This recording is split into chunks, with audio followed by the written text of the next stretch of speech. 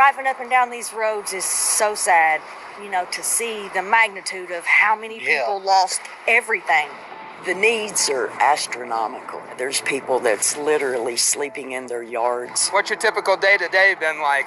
Chaos times 1,000. I don't mean to get emotional and stuff, man, but I've seen a lot here. And it's just, it's just sad. A few weeks ago, my phone started blowing up. West Virginia, my home state, was underwater. Friends were sending me videos of total devastation. But when I turned on the national news, nothing. You absolutely have to beg people to pay attention. It's like, look, we're dying. Hey, we're dead now. This is probably the worst flood that this town has experienced. And from what I was hearing, the government was nowhere to be found either. FEMA's turned out to be a disaster. I think we're going to recommend that FEMA go away. So I came down here to the southern coal fields, one of the poorest parts of the country, to see for myself. How bad was the destruction? And who, if anyone, is going to show up to help? Do you feel like Donald Trump's got your back? Have you ever been through a flood like that before? No, never. We've seen like water get high, but never like this. No. It flipped our lives upside down. Everywhere you looked, it was water, and people's houses underwater, our house underwater, our vehicle underwater. It was unlike anything I'd ever experienced or seen. Very scary. What kind of needs do you have right now, and who's meeting those needs?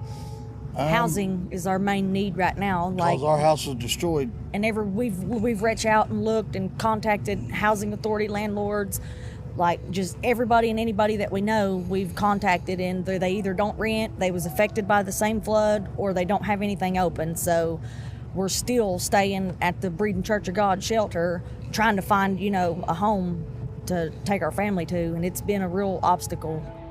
In the days and weeks after a crisis like this, everyone looks to how the state will respond.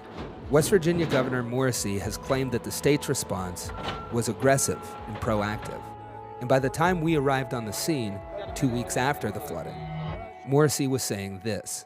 As of this morning, we do not have any outstanding need requests that we're not already working on to address. As of this morning, we do not have any outstanding need requests we're not already working on to address. How's that land with you? My opinion would be I think he should probably come down and actually see the homes that were destroyed, the people that still can't get out, the bridges that were washed away. There is a need here, and it does get overlooked a lot because we are a small town. Yeah. It would be nice to have somebody that doesn't forget us, but if we do get forgotten, it's us. We rebuild. We do. There's been a lot of people in the community that, we don't even know that showed up. Yeah. Sticking together, being strong for us and helping us with clothes, with the kids, We're here at Matoka Outreach, where we've been staging supplies since the flood happened over 2 weeks ago. We've been getting trucks in, getting volunteers in, and we just send it out the door to areas that need it. Yesterday, we give out our 8,000 cases of water. We've been doing, on average, 200 food bags a day. Enjoy, gentlemen. Thank you all for what you're doing. Thank you. I fired the grills up, told my wife to go get the kids, and food bag across the street got flooded. They gave us the key, and we cooked everything they had in 2 days. As of right now, I think we're at just over 23,000 food meals is what we've done so far. When something bad happens, you come together. That's the West Virginia way. And we take care of our own. It's sad is that there's someone jokingly said, you sound like West Virginia FEMA. I'm a guy in a U-Haul, dude. If I'm West Virginia FEMA, that paints the picture of how abysmal the response has been. I just got a call today from someone begging me to come fix their road. I got a call a few days ago, people asking me to come, please help me get out of my house as my wife has dialysis and we need to get her to a hospital, but our road's gone. Some of these people are up in their 70s, and it's heart-wrenching to see, they're not going to be able to, they can't rebuild, they can't, they might not have family, and it's just tough to see the older generation, and they need help. When disasters like this hit, do you assume that help is on the way, or is the assumption that you're going to have to do a lot of this on your own? And I'm talking about, the state government, the federal government. A little bit of both. Hoping and having faith in God that there's help on the way, but on the other hand, there's the stress of, knowing that we could easily fall through the cracks and not get any help. So. If you spend enough time with West Virginians, especially in the poorest parts of the state, you come to learn that the distrust of government is well earned. Our timber has been taken, our coal has been taken, and the infrastructure has not been built up from the money that has been taken out of here. And I've always been told my whole life that West Virginia was the richest state with the resources, but with the poorest people. Historically, this has been at or near the top of the most impoverished places in the country. My very first church was in a town called Kermit. Just over 300 people live in Kermit. Over a 3-year period, over 12 million opiate-based painkillers were shipped into that pharmacy in that community. Look at the situation that we're in. Look at the homeless. Look at the drug addicts walking the road. Look at the nastiness. You know what you're standing in right now? This is sewer. Everything you can think of. That right there, that's all sewer. It comes out, that's sewer. Look, see the blue stuff? Yeah. That's toilet paper and shit. Right there. This was Flint before Flint. Bad water since the 80s. This is 2025, so we're going forward, but we're still stuck in the past. Neither side, Democrat or Republican, has ever come through for the people here. What impact does catastrophic flooding have on those challenges that have been here for so long? It just exponentially adds to them. People are desperate. Yeah. People are desperate, and when people become desperate, they sometimes make desperate choices and desperate decisions, and that includes who they vote for. This state showed up in a big way for Donald Trump in the election. Do you think that he's going to show up for the state when it's needed most? Can you talk about that? I sure hope so. I hope so. I hope he'll show up and give the West Virginians what they need to rebuild. In the days following the flood, Governor Morrissey requested a major disaster declaration from President Trump. The request would unlock funding from FEMA, funding that could help people rebuild their homes and support efforts to prevent future floods. But here's the thing. Trump is not the biggest fan of FEMA. FEMA has really let us down, let the country down. His administration has already started firing hundreds of FEMA staff.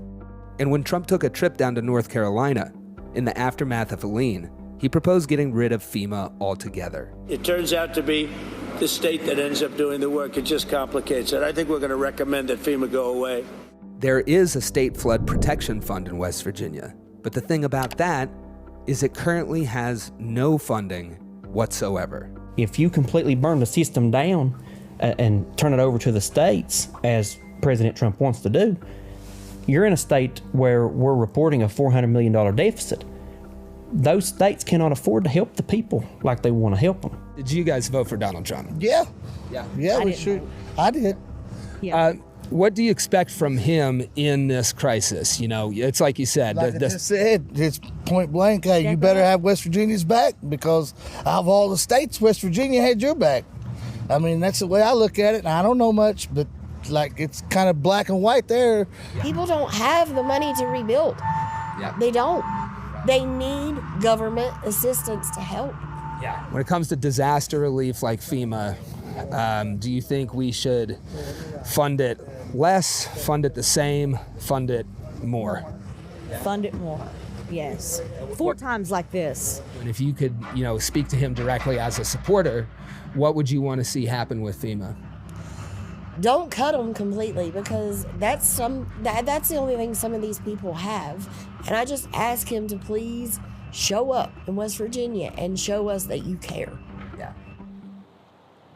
10 days after the floods, President Trump approved the disaster declaration for West Virginia, covering just 4 out of the 13 counties that requested assistance. On our last day of shooting, FEMA opened its first physical location in Mercer County. Time will tell if it comes anywhere close to meeting the need. A big part of Trump's movement was not forgetting about the forgotten places. If he ended up like the rest of everybody that forgot about places like this, where do you go from there? Where do you really look to? Honestly, we always look to us, to each other, because we do get forgotten. It's everybody. We get forgotten about a lot. Nobody is coming to save us but us. All we have is each other. The beauty of this place is not just the beauty of the scenery, but more so the beauty of the people here. You will not find better people anywhere in the world than right here.